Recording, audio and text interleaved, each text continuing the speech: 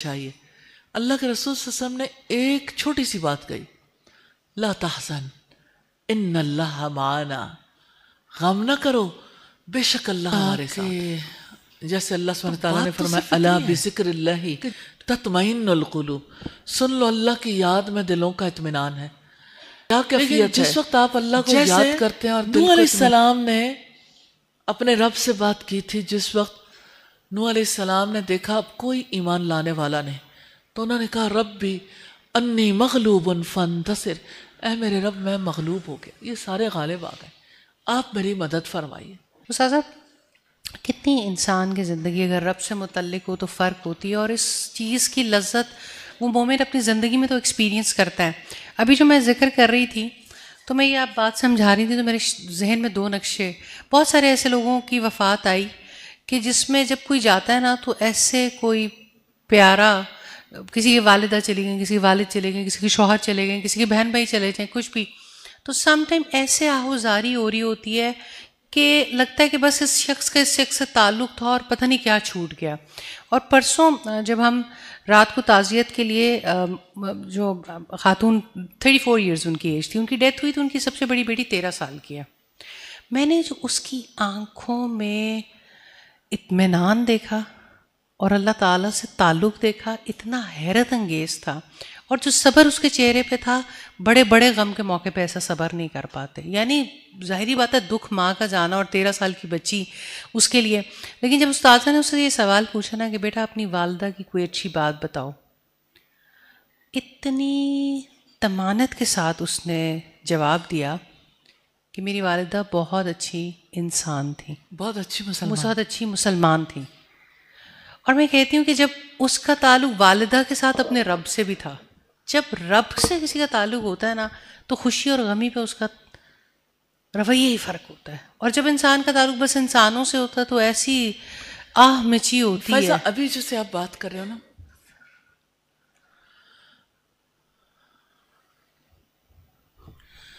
کوئی بھی مصیبت کا موقع ہوتا ہے، اور مجھے رسول اللہ کی بات یاد آتی ہے کہ جب کوئی مصیبت میں مبتلا ہو، آپ جب کبھی کسی بہت بڑی مشکل میں ہوں تو میری مصیبت کو یاد کر لینا. جو مصیبت موت کے وقت، یعنی آپ صلی اللہ علیہ وسلم نے بیئر کی، تکلیف بیئر کی، کہ آپ یاد کرو گے تو آپ لوگوں کو اپنی مصیبت ہلکی لگے گی. لیکن میں نے غار ثور کی بات آپ کے سامنے ضرور رکھنی ہے. غار ثور میں نبی کریم صلی اللہ علیہ وسلم نے حضرت ابوبکر کو کہا تھا، جب انہوں نے کہا کہ یہ ہمارے سر پہ آن پہنچے، نظریں نیچی کریں گے تو دیکھ رہیں گے، ہم پکڑ لیے جائیں گے. تو حضرت ابوبکر کس کو دیکھ رہے تھے کہ اگر ہم پکڑ لیے گئے تو پھر انہوں نے ہمارے ساتھ کیا برتاؤ کرنا ہے. ایک مومن کی اپروچ نہیں ہوتی، نہیں ہونی چاہیے.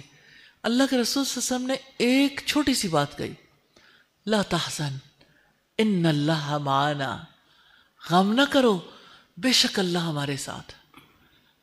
تو بات تو صرف اتنی ہے کہ جس کو یقین آ جائے اللہ ہمارے ساتھ ہے، تو اللہ کے ساتھ ہوتے ہوئے کیا غم ہے، کیا غم ہے، کیا ڈر ہے. جو ساری خدائی بھی ہو مخالف، کافی ہے اگر ایک خدا میرے لیے.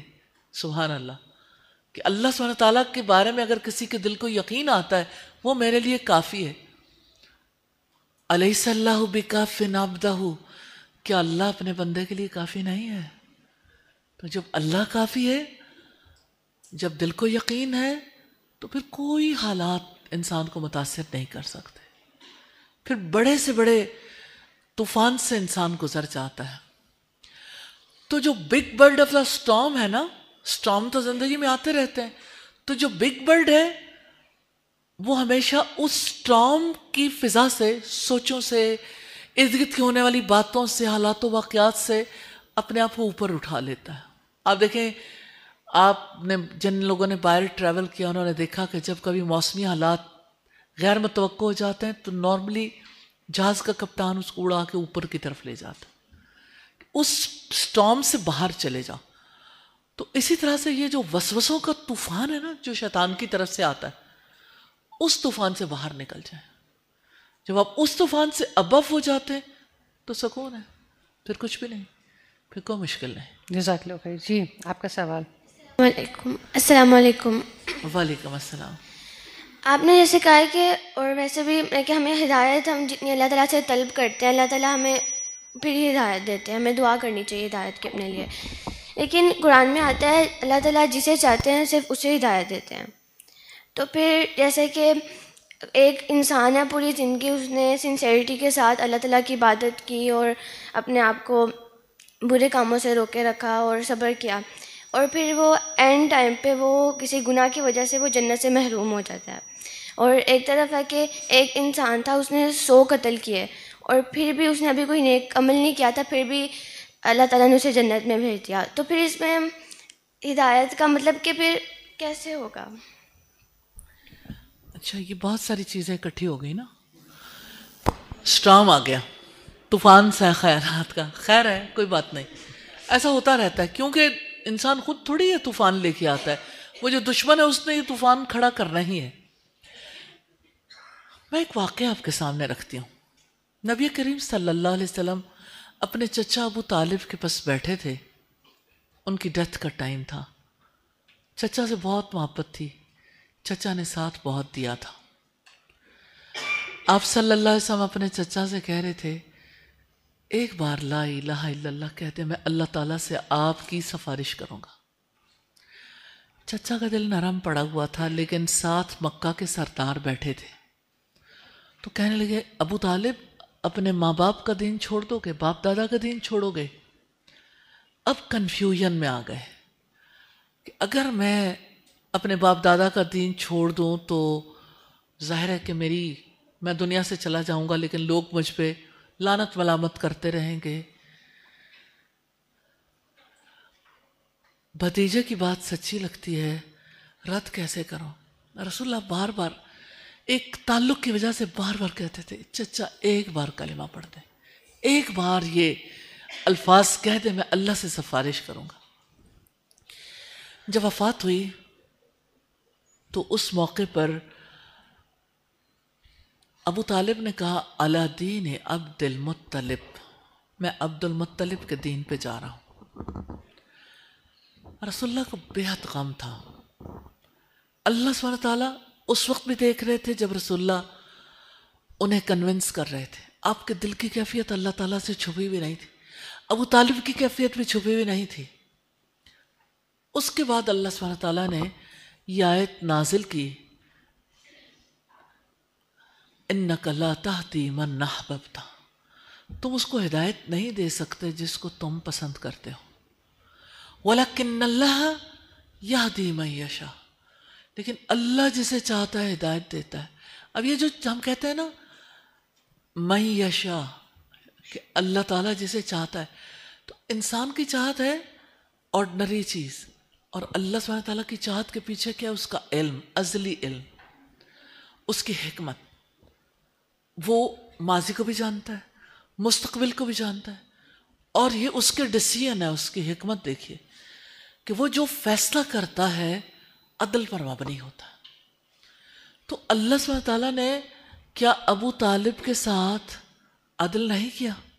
عدل کیا ہے, اس لیے کہ ابو طالب نے ڈیسیژن کیا تھا علی دین عبد المطلب, کہ میں عبد المطلب کے دین پر جا رہا ہوں. تو جب انہوں نے خود ڈیسائیڈ کیا اور اندر اس میں پختہ ہو گئے تو پھر کوئی چانس ہی باقی نہیں رہ گیا نا. اب آپ یہ کہتے ہو کہ 100 لوگوں کا قاتل جو ہے اللہ سبحانہ تعالیٰ اسے توفیق دے دیتے ہیں. ہاں اس میں کوئی شک نہیں, 100 لوگوں کے قاتل کی پیچھے کی ایفرٹ دیکھیں. ایفرٹ کیا ہے؟ 99 قتل کیے تھے تو ایک پادری کے پاس گیا اور کہا کہ کیا میرے لیے ہدایت کی کوئی گنجائش ہے؟ پادری نے کہا کوئی گنجائش نہیں, معافی نہیں ہو سکتی. اس نے کہا ٹھیک ہے, میں نہیں تو تم بھی نہیں. اس نے پادری کو بھی قتل کر دیا. 100 پورے ہو گئے, لیکن دل کی جو خلش تھی نا وہ نہیں گئی. کہ وہ ہدایت چاہتا تھا, ہر قیمت پہ وہ چاہتا تھا کہ میں وہ راستہ دیکھ لوں, میں کسی طرح سے ٹھیک راستے پہ چل پڑوں. وہ پھر ایک راہب کے پاس گیا, اس نے پھر اس سے پوچھا. اس نے کہا دیکھو تم برے لوگوں کی بستی کو چھوڑ دو، نیک لوگوں کی بستی کی طرف چلے جاؤ۔ اب اس نے کیا کیا؟ کہنے کو تو صرف اتنا کہ 100 لوگوں کے قاتل بخشا گیا، اب اس کی سٹرگل نہیں دیکھتے کہ وہ اپنی بستی سے نکل گیا، ہجرت کر لی، اس نے ہجرت کی، اس نے ایفرٹ کی، سٹرگل کی، اس کا آخری عمل اس کی سٹرگل تھی کہ وہ ہدایت کے راستے پہ چلنا چاہتا تھا۔ اور اللہ علیم، اللہ تعالیٰ علیم ہے، وہ جانتا ہے کہ ایک انسان اگر کوئی کام کرتا ہے اور اس کا آخری عمل جو ہے، جو اس کا آخری عمل ہوگا نا اسی کے مطابق اس کا فیصلہ ہوگا۔ تو جس وقت یعنی اس کی موت کا وقت آ گیا، راستے میں جو فرشتے جان لینے کے لیے آئے، 2 طرح کے فرشتے آ گئے، نیک لوگوں کی روح قبض کرنے والے بھی اور بری روحوں کو قبض کرنے والے۔ تو فرشتوں کی آپس میں بات چیت ہوئی، انہوں نے کہا کہ یعنی اس شخص نے کبھی کوئی نیکی کی ہی نہیں، جب نیکی نہیں کی تو ایسے میں یعنی ہم ہی حق رکھتے ہیں کہ بری روحوں کو ہم قبض کرنے آئے، ہم اسے لے جائیں۔ تو جو نیک لوگوں کی روحوں کو قبض کرنے والے فرشتے تھے تو انہوں نے کہا اس نے توبہ کر لی ہے، اور توبہ کرنے والے کو اللہ معاف کر دیتا ہے، تو اس کے پاس تو پیچھے کوئی گناہ ہی نہیں ہے، پیچھے جو کچھ تھا وہ تو کلیئر ہو گیا۔ اب یہ تھا کہ ابھی یہ گفتگو جاری تھی کہ اللہ سبحانہ تعالیٰ نے انہیں ان کے دل میں یہ کیسے بات ڈالی، یہ اللہ تعالیٰ ہی جانتا ہے کہ آپ ایسا کرو کہ زمین ناپ لو، جس طرف کی زمین قریب ہے اس کا شمار ادھر ہی ہوگا۔ تو جب زمین ناپنے لگے تو مرتے مرتے بھی اس نے اپنے سینے کو اس سرزمین کی طرف ڈال دیا جو نیک لوگوں کی بستی تھی۔ زمین ناپی گئی، اللہ نے اس فاصلے کو قریب کر دیا، اور اس کی روح قبض کر کے جو فرشتے لے کے گئے وہ نیک لوگوں کی روحوں کو قبض کرنے والے تھے، کیونکہ پچھلے گناہ معاف ہو گئے اور اس کی سٹرگل نیکی کے لیے تھی۔ تو اللہ تعالیٰ اس کو جانتا ہے۔ آپ یہ کہتے ہو کہ نبی صلی اللہ علیہ وسلم کی ایک حدیث ہے جس میں یہ ہے کہ کوئی انسان ایسا نہیں ہے کہ جو اپنی نیکی کے اوپر جو ہے نا مان کرنے کے قابل ہو۔ مراد یہ ہے، آپ نے فرمایا کوئی انسان نیک عمل کرتا رہتا ہے حتیٰ کہ اس کے جنت میں جانے میں ایک بالشت، ایک ہاتھ کا فاصلہ رہ جاتا ہے، اور اس پر تقدیر غالب آ جاتی ہے کہ وہ اس آخری وقت میں کوئی برا عمل کر بیٹھتا ہے، تو اس برے عمل کی وجہ سے وہ جنت میں نہیں جاتا، جہنم میں چلا جاتا۔ اور کوئی شخص زندگی بھر برے عمل کرتا ہے لیکن ایک ہاتھ کا فاصلہ رہ جاتا ہے جس وقت جہنم جانے میں، تو اس کی وجہ سے یعنی وہ جب تھوڑا سا وقت رہ جاتا ہے تو کوئی نیکی کا عمل کرتا ہے، وہ نہیں جانتا میری موت آ جائے گی، لیکن آخری عمل اس کا نیکی کا ہے۔ تو انسان کا جو معاملہ ہے نا، زندگی کا جو یعنی فائنل ڈیسیژن ہے وہ آخری عمل کے اوپر ڈیپینڈ کرتا ہے۔ انسان بے خوف نہیں ہو سکتا کہ اسے ساری زندگی اپنے آپ کو ٹھیک رکھنا ہے اور ساری زندگی برائی سے بچنا ہے، کیونکہ یہ نہیں معلوم کہ اس کا آخری عمل کیا ہو۔ تو آخری وقت تک یہ کام کرنے، تو آئی تھنک یہ جو 100 لوگوں کے قاتل والی بات ہے وہ کلیئر ہو گئی ہوگی۔ اچھا، الحمدللہ، جزاک اللہ خیر۔ جزاک اللہ خیر۔ جی نیکسٹ کوشچن جی۔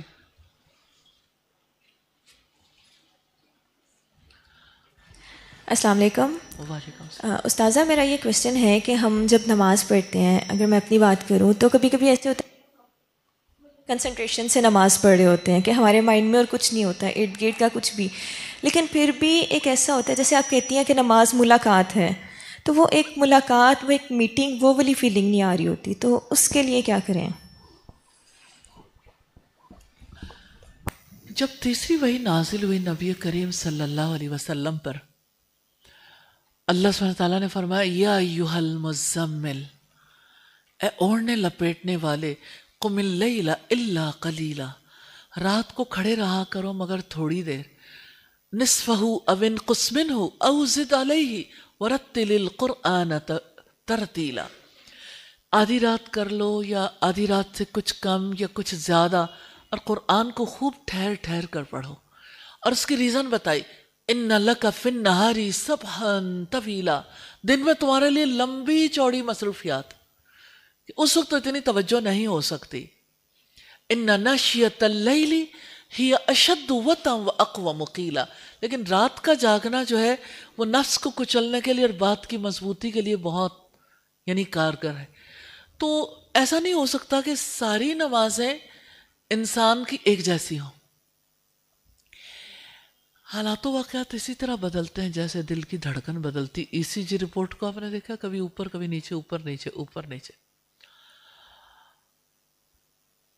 تو اللہ سے ملاقات کا جو اصل وقت ہے نا وہ رات ہے. اگر آپ اس میں دیکھنا چاہو کہ ادھر آپ کی کتنی توجہ ہے. اور نمازوں میں خشوع کے لیے بھی جو اصل صورتحال سامنے آتی ہے نا وہ رات کو. 2 نفل سے آغاز کر لیں, آپ کی باقی نمازوں میں فرق آنا شروع ہو جائے گا. اور اگر آپ چاہو کہ دن کی نمازیں ایسی ہو جائیں تو آپ کے دن میں مصروفیت ایسی ہے آپ ایسا کر نہیں سکتے. آپ اگر ایک دن کرو گے اگلے دن نہیں ہو سکتا. آپ ادھر نماز پڑھ کے بیٹھتے ہو, ابھی ذکر بھی پورا نہیں ہوتا, آپ کو پھر جانا پڑتا ہے, اٹھنا پڑتا ہے, لوٹنا پڑتا ہے. ٹھیک ہو گیا؟ السلام علیکم ورحمۃ اللہ. وعلیکم استاذہ, جیسے کہ اللہ تعالیٰ نے فرمایا کہ بے شک دلوں کا سکون میری یاد نہیں ہے, لیکن بعض اوقات ایسا ہوتا ہے کہ ہم نماز ادا کر رہے ہوتے ہیں, ذکر کر رہے ہوتے ہیں, لیکن ہمیں سکون حاصل نہیں ہو رہا ہوتا, مطلب کہ بے چینی. تو اس میں کیا ہماری نمازوں میں کوئی خلل آ رہا ہوتا ہے, یعنی نمازوں میں کوئی خشوع خضوع نہیں ہوتی ہے اللہ تعالیٰ کی طرف سے؟ آپ نے کہا کہ جیسے اللہ سبحانہ تعالیٰ نے فرمایا الا بذکر اللہ تطمئن القلوب, سن لو اللہ کی یاد میں دلوں کا اطمینان ہے. لیکن جس وقت آپ اللہ کو یاد کرتے ہیں اور دل کو اطمینان نہیں ملتا, سوال یہ پیدا ہوتا ہے اس کی ریزن کیا ہے. دیکھیں, آپ کی میموریز آپ کو بتاتی ہیں آپ کا تعلق کس نوعیت کا ہے. آپ کا اپنی ماں کے ساتھ کیسا تعلق ہے, آپ انہیں کس لیول کا یاد کرتی ہو. آپ کا اپنی بہن کے ساتھ کیسا تعلق ہے, اپنے والد کے ساتھ کیسا تعلق ہے, آپ کا اپنی فرینڈ کے ساتھ کیسا تعلق ہے. آپ جو وقت گزارتے ہو تو آپ کو وقت گزارنے کے بعد آپ کے پاس ایک میموری ہوتی ہے. اس کا مطلب ہے کہ پہلے آپ نے کچھ وقت گزارا, آپ کے پاس ایک یعنی آپس کا ایک ریلیشن ہے, ایک تعلق ہے جس میں آپ ایک دوسرے کو پہچانتے ہو, جانتے ہو, جس کی وجہ سے آپ کی میموری بنتی ہے. اللہ سبحانہ تعالیٰ کا جو ذکر ہے نا, یہ that is also a memory. اس کے پیچھے ریلیشن کیا ہے, وہ تعلق کیسا ہے, وقت اکٹھے کون سا گزارا, کب اللہ سبحانہ تعالیٰ سے بیٹھ کے باتیں کرتے ہیں, کب اللہ تعالیٰ سے اپنی کنفیوژنس کا حل مانگتے ہیں الگ بیٹھ کے, کب اس سے اپنے گناہوں کی معافی مانگتے ہیں. تو ایک ضعیف حدیث ہے لیکن اس کی پہلی بات ہے, حضرت علی سے روایت ہے, المعرفت رأس مالی, اللہ کی معرفت یہ میرا اصل سرمایہ ہے, دیٹ از مائی ویلتھ. معرفت کا مطلب ہوتا ہے جان پہچان. تو ہم اپنے اللہ کو جس کو یاد کرتے ہیں اس کے ساتھ ہمارا پرسنل ریلیشن شپ, ہماری کیا جان پہچان ہے. میں نے اپنی مصیبت میں کب بیٹھ کر اپنے اللہ سے باتیں کی, کب اس کے ساتھ بیٹھ کے میں نے شیئر کیا کہ میری کیا کیفیت ہے. جیسے نوح علیہ السلام نے اپنے رب سے بات کی تھی, جس وقت نوح علیہ السلام نے دیکھا اب کوئی ایمان لانے والا نہیں, تو انہوں نے کہا ربی انی مغلوب فانتصر, اے میرے رب میں مغلوب ہو گیا, یہ سارے غالب آ گئے, آپ میری مدد فرمائیے. آپ دیکھیں کہ ایوب علیہ السلام 18 برس تک سویر قسم کی سکن ڈیزیز میں مبتلا رہے, سورائسس عجیب نوعیت کا تھا, کبھی شکوہ نہیں کیا, اللہ سبحانہ تعالیٰ سے مدد مانگتے رہے. لیکن جب شیطان نے ان کو ذہنی طور پر متاثر کرنے کی کوشش کی تو اللہ سبحانہ تعالیٰ سے فریاد کی, رب انی مسنی الضر وانت ارحم الراحمین, اے میرے رب مجھے تکلیف پہنچی ہے لیکن معرفت کیا ہے, تو سب رحم کرنے والوں سے زیادہ رحم کرنے والا. تو جب اللہ سبحانہ تعالیٰ سے یہ دعا کی نا تو اس میں ایک ریلیشن ہے. جب یہ بات کہی انت ارحم الراحمین, کہ تو سب رحم کرنے والوں سے زیادہ رحم کرنے والا مجھے پتا ہے، اس لیے میں تجھ سے فریاد کرتا ہوں کہ مجھے تکلیف پہنچی ہے. شکوہ نہیں ہے، صرف اپنی بات شیئر کی ہے. اور آپ دیکھیں کہ طائف میں پتھر کھانے کے بعد رسول اللہ نے کیا دعا کی تھی؟ انت رب المستضعفین، کہ تو کمزوروں کا رب ہے، کہ میں تیرے چہرے کے نور کے واسطے سے تجھ سے دعا کرتا ہوں کہ مجھے اس ظلمت، اس تاریکی سے نکال دے. تو یہ ریلیشن شپ ہے جس کی وجہ سے یادیں بنتی ہیں. یاد صرف لفظوں میں نہیں ہوتی کہ آپ صرف جو رٹے رٹے الفاظ ہے بولیں، دل سے بولیں، دل بولے ساتھ. دل بولنے کا مطلب یہ نہیں کہ آپ کوئی خاص قسم کی آوازیں نکالیں، اس کا مطلب یہ ہے کہ آپ اپنے اللہ کو جانتے ہوں، آپ کو پتہ ہو، آپ کی اس سے بات چیت، آپ کی اس کے ساتھ شیئرنگ ایسی ہو جس کی وجہ سے آپ جس وقت کہیں سبحان اللہ تو یہ بات آپ دل سے کہہ سکیں کہ واقعی اللہ تو پاک ہے. یہ کمزوریاں تو ہم جیسوں کو لاحق ہوتی ہیں. جب آپ کہیں اللہ اکبر، اللہ سب سے بڑا ہے، تو آپ کے دل کو یقین ہو کہ واقعی اللہ سے بڑا تو کوئی نہیں ہے، اور میری ذات کی کوئی اوقات نہیں، لیکن تو سب سے بڑا ہے، تیرے سے بڑا کوئی ہے نہیں، تیرے برابر بھی کوئی نہیں. اس کی برابری کا تو سوچا ہی نہیں جا سکتا نا. جب تو سب سے بڑا ہے تو سب سے بڑے سے مدد مانگنے والے کا دل اطمینان میں نہیں آئے گا. تو اطمینان کیوں نہیں ہوتا؟ یقین ہی نہیں ہے پیچھے. اس یقین کے لیے کام کرنے کی ضرورت. تو آپ تنہائی میں اپنے رب سے اپنے دل کی باتیں کیا کریں. دیکھیں وہ باتیں جو آپ لوگوں سے کرتے ہیں نا تو گوسپس بنتی ہیں.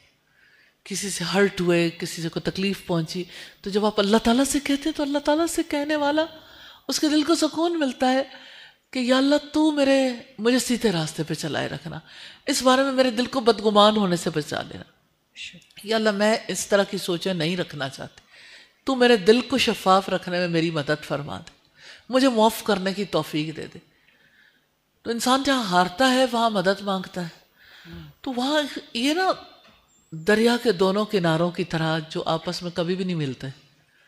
تو ہم اللہ کو ایسے یاد کرتے ہیں کہ اللہ سبحانہ تعالیٰ کی بات بھی ہمارے ساتھ ساتھ چل رہی ہوتی، ہم بھی اپنی روا روی میں کہیں چل رہے ہوتے ہیں. بیچ میں سارا پانی بہتا ہے لیکن بہرحال یہ دو کنارے آپس میں ملتے نہیں. جزاک اللہ خیر. آپ تینوں میں سے کوئی فیصلہ کر لیں سب سے زیادہ ضروری سوال کس کا ہے، کیونکہ ٹائم ہو گیا ہے. تو اگر کوئی ریپیٹ ہے تو آ جائیں کوئی ایک سوال کر لیں. آپ کو اپنی باری دینے پہ اللہ تعالیٰ اجر دے جی. السلام علیکم. اساتذہ میرا سوال ہے کہ اللہ تعالیٰ نے قرآن مجید میں فرمایا اِنَّا نَحْنُ نَزَّلْنَا الذِّكْرَ وَإِنَّا لَهُ لَحَافِظُونَ، مطلب کہ اللہ تعالیٰ نے اپنے کلام کا فیصلہ خود کیا کہ اللہ تعالیٰ نے اپنا کلام کی حفاظت کا ذمہ خود لیا ہوا ہے. تو ہم لوگوں کے راستے کیوں جدا ہو جاتے ہیں کہ ترجمہ تفسیر میں فرق ہو جاتا ہے؟ ہم لوگ اس چیز کی طرف سیدھا راستہ ہمیں کیوں نہیں ملتا پھر، کہ کچھ لوگ کسی کو مانتے کہ کچھ لوگ کسی کو مانتے، تو ایک راستہ کیوں نہیں؟ جب اللہ تعالیٰ نے کہا ہے کہ اس نے خود ذمہ لیا ہے تو پھر ایسا کیوں ہے؟ مجھے بات سمجھ نہیں آئی. نہیں مطلب آپ کیا بات کر رہے ہو؟ ایک سوال کریں نا، یعنی آپ کا کوشچن کیا ہے بیچ میں؟ قرآن مجید کا ذمہ اگر اللہ تعالیٰ نے خود لیا تو انسانوں نے تبدیلی کیسے کر لی؟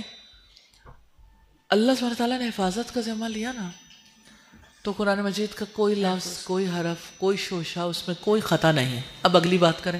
تو اس کے اندر جو ہوتی ہے مطلب ترجمہ اور تفسیر ہے، اس میں کیسے فرق آ سکتا ہے؟ وہ ہمیں سکھانے کے لیے ہمیں تو وہی سمجھ آتا ہے، تو اس میں کیسے فرق آ جاتا ہے؟